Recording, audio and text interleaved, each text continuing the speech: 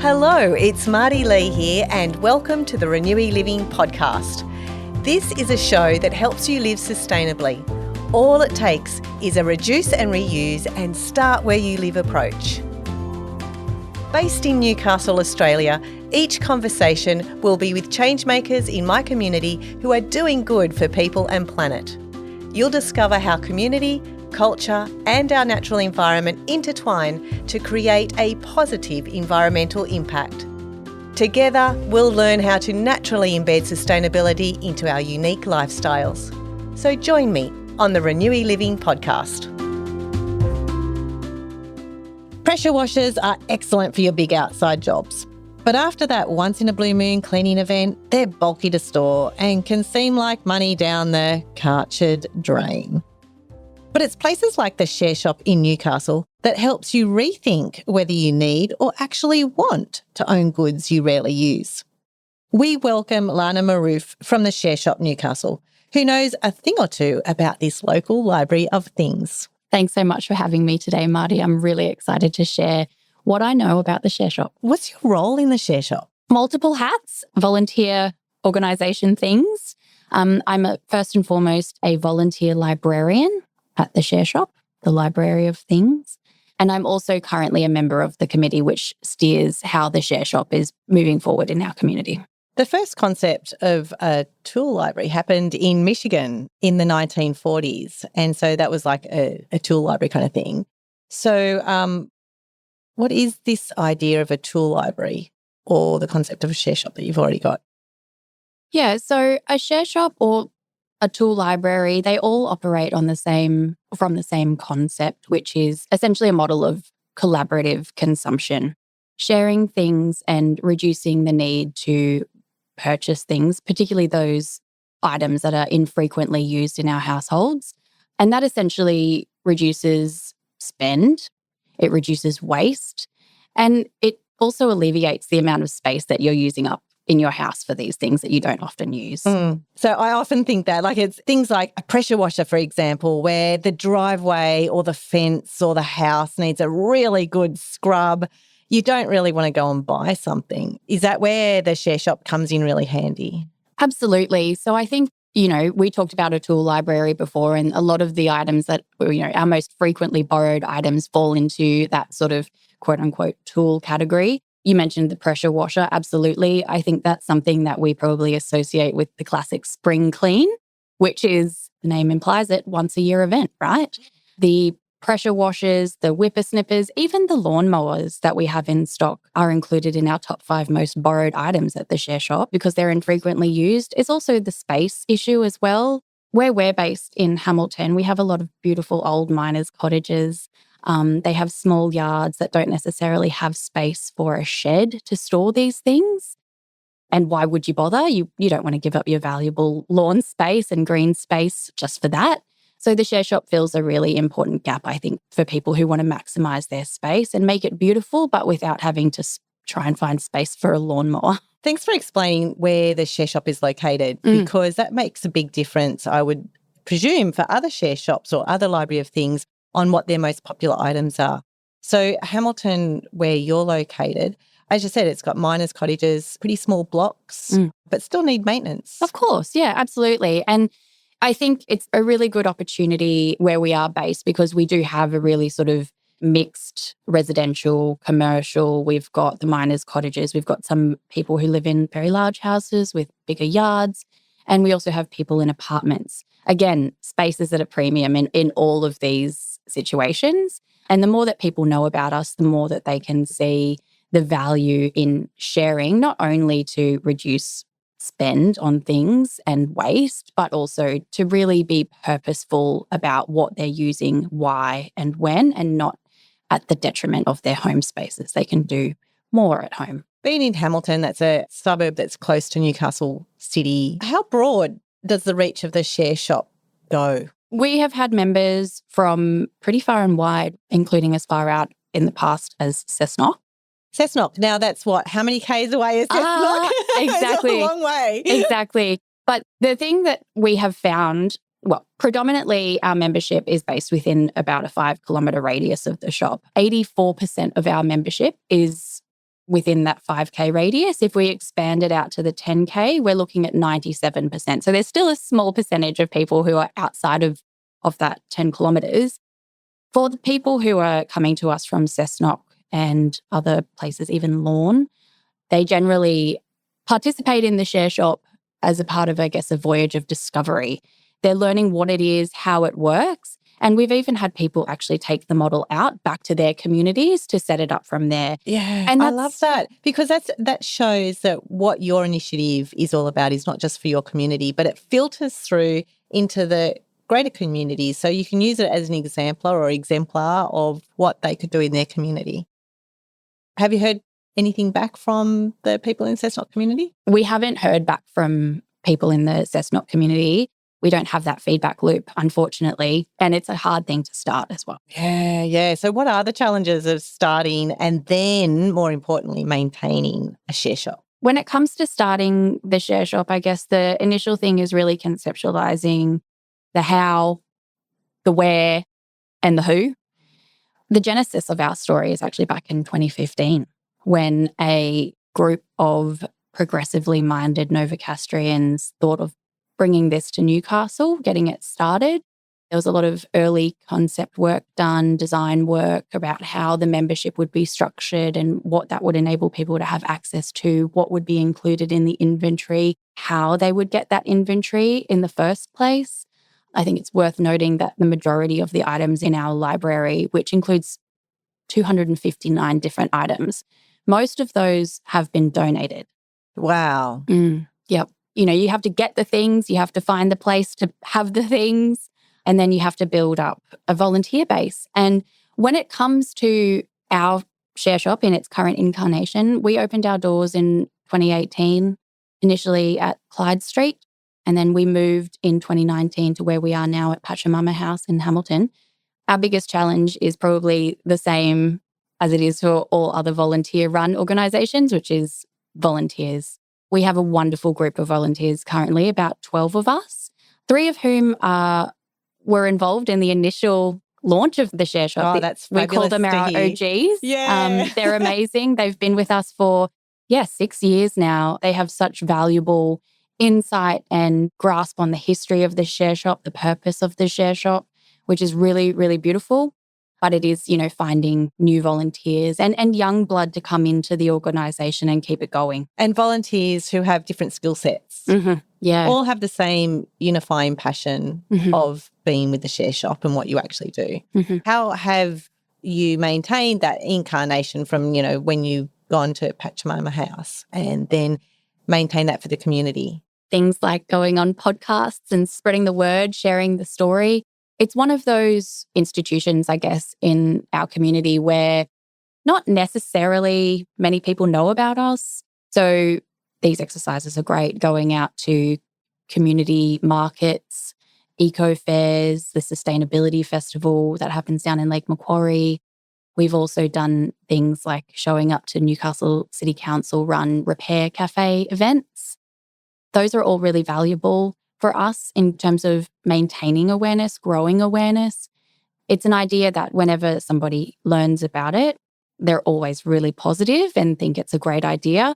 And it's just a matter of getting people over the line to engage with what it is. And we find that a lot of our volunteers come through that membership pipeline. How do you convert people who think it's a great idea into actually utilising what you offer? Yeah, it's an experiential thing, right? Sharing is a people-based activity. It's something that humans have done since time immemorial. And I think it's important for us to acknowledge too that personally, I take a lot of inspiration from First Nations cultures for whom sharing is a basic function of a functioning society. So sharing is something that humans very naturally do.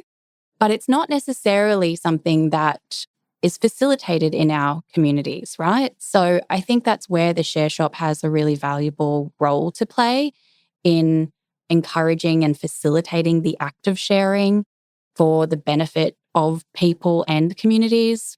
For people, that's around, as I mentioned before, saving money, space and waste. And then when it comes to community building, it's about that interpersonal interaction. It's about borrowing something and doing something amazing and sharing that experience when you come back to return the item at the shop. And we're all very interested to know what our members are up to.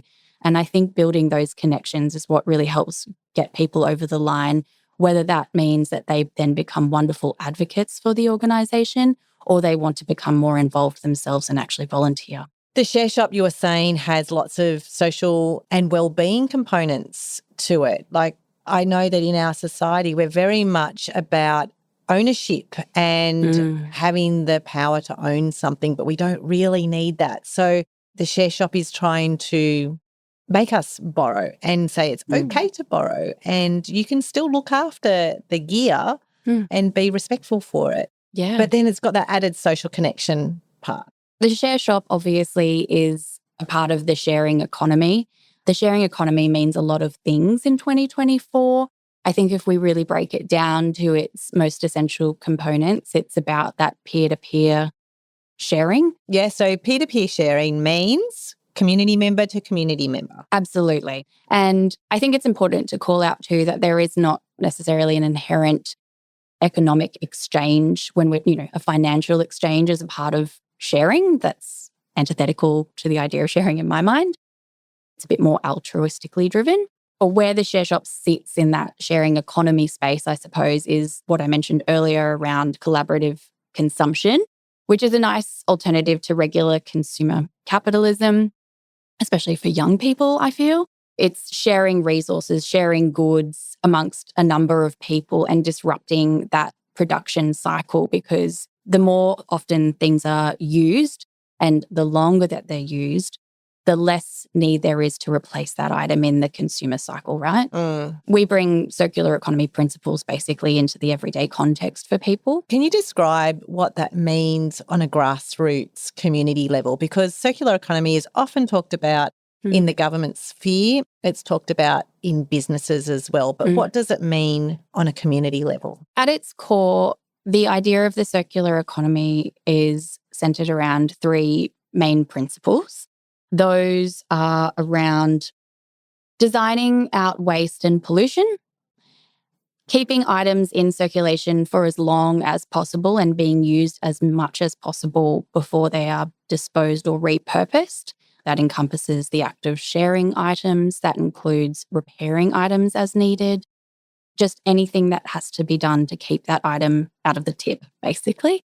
And then the third component or the third principle is regenerating natural systems. So that's putting waste back into nature where it's naturally broken down and becomes part of the natural environment again, or returning items into the industrial process. So breaking down plastics and recycling them essentially. So then the share shop mainly focuses on that, keeping things in circulation for a lot longer. So that's something that we all can participate in as consumers. Like you mentioned before, the circular economy is often talked about very much at that government level or that business level. There's cost imperatives there for those organisations, but it doesn't mean that that's not something that's important for us at the community or individual level, or that we don't have a role to play.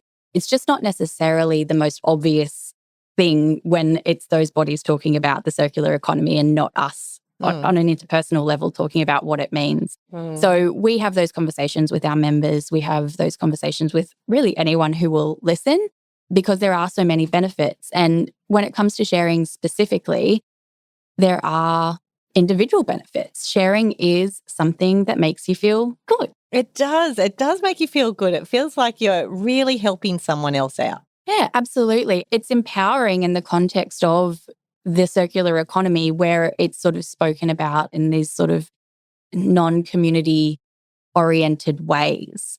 It sounds like something that can be maybe quite alien or not part of our everyday, but it is. It's just that we have to find those opportunities and really understand where we can play a role. So you mentioned before about your most popular items, lawnmowers, the Karchered, the pressure washer, the things that are good for those larger household jobs. Now, I'd love to hear the weirdest? I was having this conversation with a friend the other day and said, hey, what do you think the share shop's most weirdest items that they would have? And my friend said, oh, perhaps they've got a piano keyboard, or they've got an electric pencil sharpener, or perhaps a crown for when you have a special coronation day. Well, your friend wasn't too far off the mark. Not the crown, not the crown. I thought the crown was like, that hit the mark. You never know when you're going to need it. We did have a keyboard, just as an FYI, when we realised that an item really isn't connecting with the community and isn't being sort of used to its fullest potential. We take a very deliberate approach to ensuring that those items are either disposed of appropriately, so e-waste going off to the Summerhill waste facility, or being pulled apart and, all of the components going back to where they need to, back into production, or Facebook Marketplace. Yeah. So we don't send things to the tip. So the keyboard went onto Facebook Marketplace. We do have some other items, though. I did a call out to our volunteers because, of course, as I mentioned earlier, we've got some very long-term volunteers with our organisation and they've really seen it all.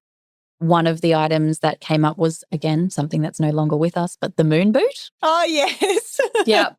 A moon boot. Moon boot. It was borrowed once for a dress-up party. Okay. Yep. But that was it. And, it was really funny. As soon as it went up on Marketplace, it was gone within 2 days because someone really needed it and just hadn't thought to come and look at the share shop for their temporary ailment. So anyway, it went to a good home. A single squash racket. A single squash Just racket? one. Okay. I feel like that sort of needs to be buddied up with a squash racket partner. Mm-hmm. Looking for a buddy and a court. Yeah. Yeah. We also have an apple corer. That's probably my personal favourite. It's been borrowed twice and I'm adamant that it does have a place. I would actually suggest that, it might be paired really nicely with our pie maker. Oh, yes. Oh, I love that. That shows one thing complements another thing, so you can borrow it more than once, or you can borrow a couple of items at the same time. Perfect thinking. Our members are pretty creative in that way. We've had some really beautiful occasions recently where we see the list of things that people are borrowing before they come into the shop. So we'll generally get them ready for when they come in so they can get on with their day. And, you see these lists of items and you sort of piece them together and you're like, what's this member up to? Yeah. Are they having a party? It's always the parties that I pick. So it'll be an outdoor umbrella, a couple of our folding tables, the drinks dispenser, a deep fryer. And you're like, okay, someone is catering. I love that. So you have this sort of presumption, but also more importantly, you actually have the conversation with your member to find out what's going on. And then having that post-conversation of how did it actually go? I do like to let them know what my guess is before finding out for sure. I say, nice. Yep. Are you having a party? So we've had engagement parties, we've had Thanksgiving parties, we've had housemate dinner parties, a lot of those recently, which is really beautiful because we loved sharing. And so that really speaks to that community building element, but we like to see our items in use for social purposes. Yeah, yeah. And as you were saying before, when people have got smaller homes and we don't need all this extra stuff and clutter in our homes, and if you've got a one-off big event and you need 20 plates and you need those things for a larger party, you're not going to store that in your house for the rest of the year. Folks like me don't have room, just don't. So yeah, space is at a premium. What other weird items have you got? We also have an icing bag kit, which isn't that weird in and of itself, but it is, it needs to be paired with other things in the inventory and it's never been borrowed. Yeah. I would love to see that. I'm sure there is someone out there The who art is of icing a cake. Exactly. Go on Instagram. There are a gazillion people that you can follow who are doing amazing things. And I am sure there is someone in Newcastle who could have a crack at icing. All right. Let's do it, Newcastle. Come on. In the next year, can you borrow the icing kit from the share shop? Please come in. and show us your creations. Yeah. Yes. We love when our members do something creative or they host an event or something like that and take photos for us to share on our social media. It's such a wonderful way of connecting what's possible with our inventory. Tell us about the inventory and how many loans have actually happened since your inception. Yeah, it's actually quite impressive. We did a stock take earlier this year. We currently have 259 items in our inventory. And since we opened our doors, we have completed, or I guess our members have completed, over 2,100 loans. Hurrah, that is amazing. Yeah, there are so many items that have been kept in circulation, that have been used as much as possible, kept out of waste. It's a really good thing. That just shows the value of something like a library of things or a share shop in your area. Yeah, absolutely. How do you keep ledger on your inventory? So our inventory is fully online. We use a wonderful system called MyTurn, which is used by a number of libraries and things around the world. So everything is online. Anyone that's listening to this podcast can go onto our website, www.shareshop.org, and have a look at our inventory. That's also where people can sign up to become borrowing members. And basically the system does it all for us. Yeah, so that makes it really easy, particularly because you can't always be there on the actual day that you want to borrow. So what happens if you're interested in borrowing something from the share shop? So if somebody wants to become a borrowing member, like I said, they can jump onto the shareshop.org, have a look at our organisation, learn a little bit about us, have a look at our inventory and sign up from there. There's a number of payment options. I think that's important to call out. Sometimes people prefer to pay in cash and we can facilitate that. So when they fill out their member profile, they can select a payment option to pay offline. But it's also very easy to pay on card and we definitely encourage that. So once you're in the system and you know what you want to borrow, you can have a look at the item and basically just click reserve. The system will indicate whether it's available to borrow or not. You can reserve it for the dates that you need. You can reserve for anywhere within a 4-week period, and pickup is always offline, of course. So it's just a matter of coming into the shop at Pachamama House, which is at 21 Gordon Avenue in Hamilton, and walk on in and we'll hopefully have the item ready for you and you can walk on out again. Oh, so it's like a click and collect. Exactly. That's a great way of describing it. Click and collect for the share shop. Yeah. Yep. So you know that you've got your item and you've got it for that period of time. You've already prepared it. That makes it super easy. Yeah, absolutely. And so when it comes to a day in the life for us or our volunteer group, we're open once a week. So it's Saturday mornings from 10 a.m. to 12 p.m. This last summer, we did trial summer hours, which meant that we extended to include a Thursday afternoon from 4:30 till 6 p.m. That was quite well received and we would like to do that again. That depends on volunteer numbers. So on a Saturday morning, if it's me, I'll rock up at about 9:45. I'll open up the shop. I'll turn on the lights. I'll get the music going. We have a little speaker that we like to play tunes through. We'll put out the sign so that people know that we're open that morning. And I'll basically just have a look at what's been reserved for the day, get those items ready, and then I'll have a look at what to expect coming in as well. Also, I need you to describe what your actual facility looks like. So you've got Pachamama House and you're right at the very end of that. And then all your gear is stored in a shed. So can you explain what that looks like when people turn up? Yeah. So Pachamama House, we're very lucky to share that space. It's a co-working and sort of cooperative space that's tenanted by a number of other organisations, all of which have an environmental focus or an activism focus. Some examples, of course, include Rising Tide, Food Not Bombs.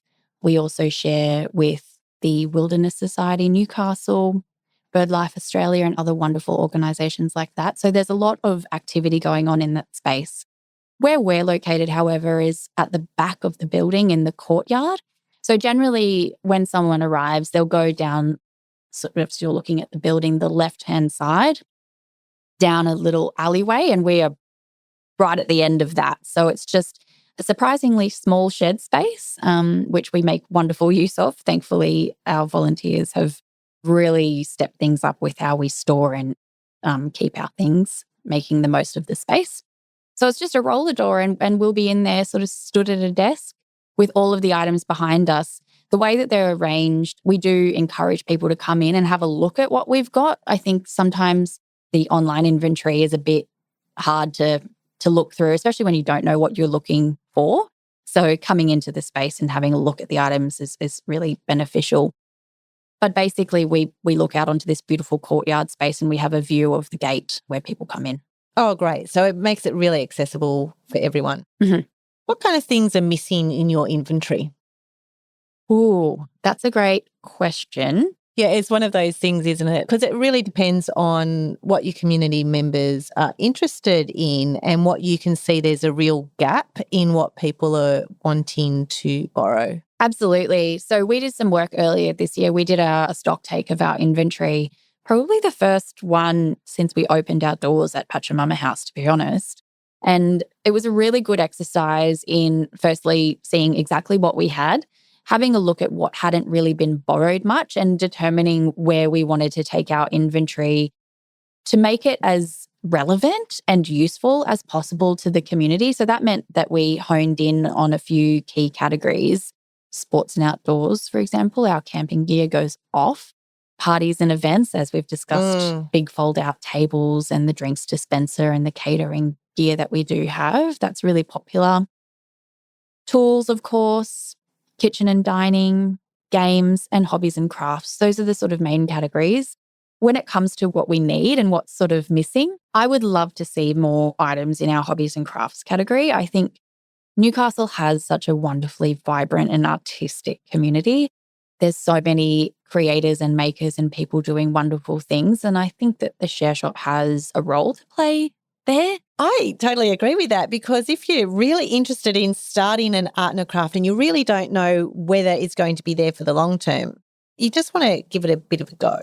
Absolutely. In general, I think the share shop is a great resource for folks who are trying new hobbies or want to see if this thing is their thing. And it's a low risk way to engage in a hobby or a project. It's particularly appealing, I think, to me as a person with sort of commitment issues when it comes to hobbies. I'm currently without one. So the share shop is a really great tool. You know, if you think you might want to have a go at sewing, come and borrow one of our sewing machines and have a crack. The share shop's been around for a number of years now. What do you see is the long-term viability of the share shop? So when it comes to our viability, we are viable. Where we're at the moment as an organisation is a really healthy place. We have a really strong membership for us at the moment. We're above the number that we need for sustainability from a financial perspective. We have pretty low overheads in terms of how we operate things. And of course, we're a fully volunteer run and led organisation, so we're not paying anyone. So we're in a good place, right? But again, the challenge for us is around volunteering and securing new volunteers with fresh energy and ideas to take us forward. We do have a strategy, and that is really focused on sustainable growth, just trying to sort of keep going, keep growing in a way that doesn't put a lot of pressure on our existing volunteer base. We're good, but we could be better, and we know that. And that's why we're focusing much more in this second half of this year on the volunteer experience and trying to bring in new volunteers. Do you get support from any other organisations or businesses to help you continue? So we've had some wonderful support from the City of Newcastle, who provided us with a grant a couple of years ago now, I think, which helped us to get a bit of awareness, first and foremost. And we also purchased some equipment that helps, take the pressure off of our volunteers when it comes to, for example, bringing in their own laptops and, just improving that experience. We have wonderful collaborative relationships with other organisations locally. I think probably one of the best examples would be the Men's Shed, Newcastle. So we have electrical items in our inventory, to ensure that we're meeting our responsibilities and reducing our liability when it comes to risk.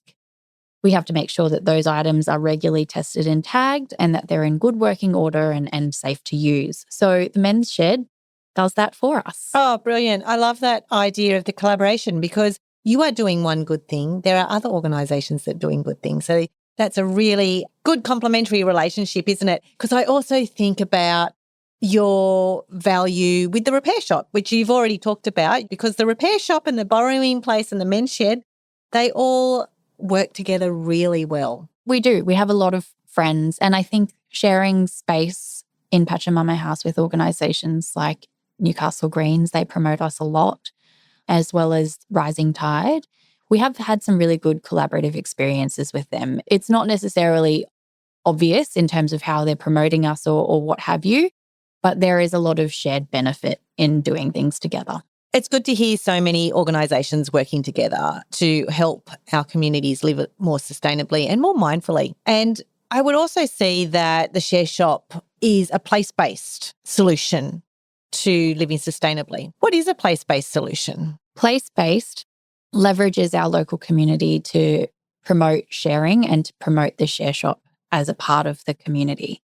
I think what's important to mention around that idea is that the sharing economy is often platform-based and it's not necessarily very personal. So when you're talking about sharing economy, things like Uber and Airbnb are big examples of a sharing platform. Absolutely. Even Facebook Marketplace is a platform.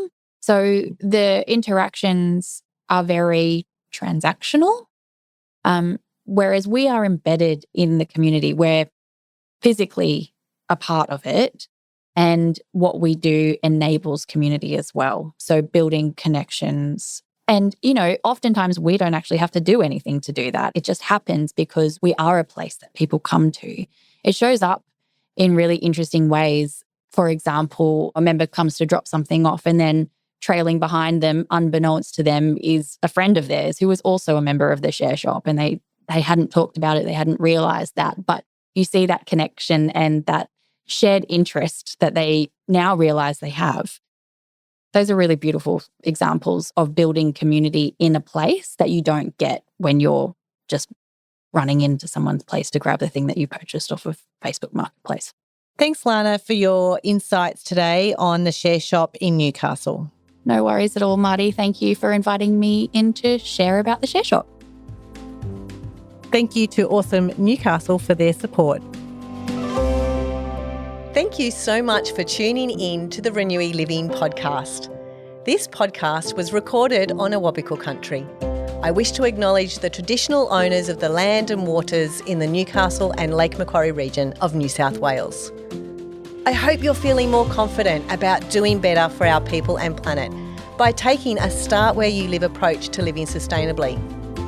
If this episode has spurred you into action, please feel free to follow and share it with your friends. It would mean the world to me. Head over to my website, renewyliving.com.au, for the show notes and blog posts from this episode. And you can also sign up to my regular emails. I look forward to sharing more stories with you next time.